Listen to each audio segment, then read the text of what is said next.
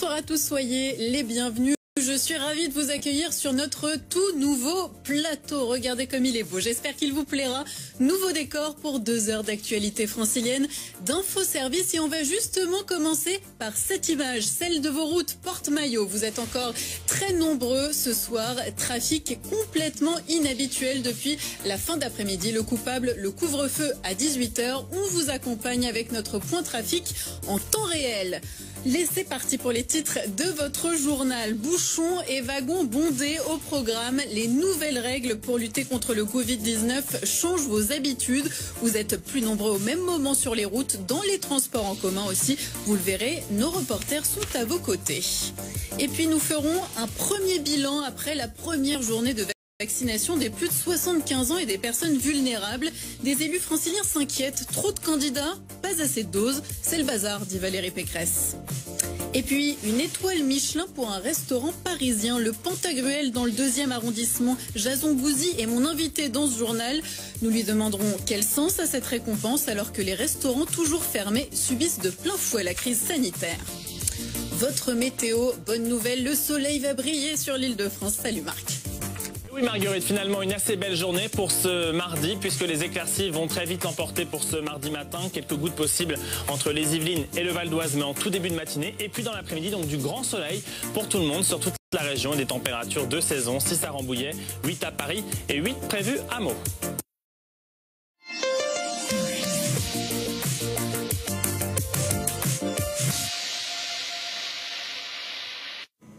En direct, vos conditions de circulation.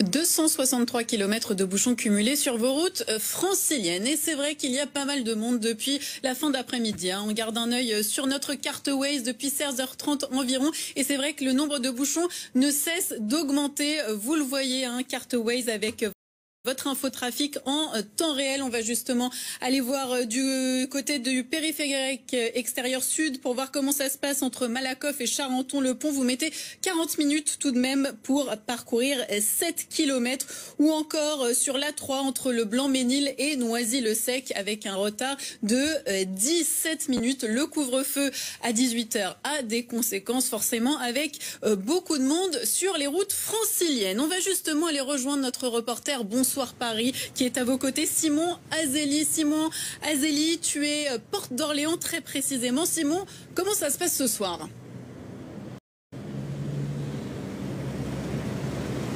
Bonsoir Marguerite, eh bien le mieux, ça serait de laisser parler les images et c'est ce qu'on va faire. Alors, on est porte d'Orléans, au sud de Paris. À droite de l'écran, vous avez le périph' extérieur en direction de l'A6B ou de l'A4. Donc, direction soit l'Essonne, soit le Val-de-Marne. Et à gauche de l'écran, vous avez le périphérique intérieur en direction de l'ouest de Paris ou encore du nord de Paris si vous continuez après la porte Maillot. Et honnêtement, on a connu le périph' bien plus bouché que ça, d'autant que la porte d'Orléans c'est toujours un moment assez critique lorsqu'on prend le périphérique.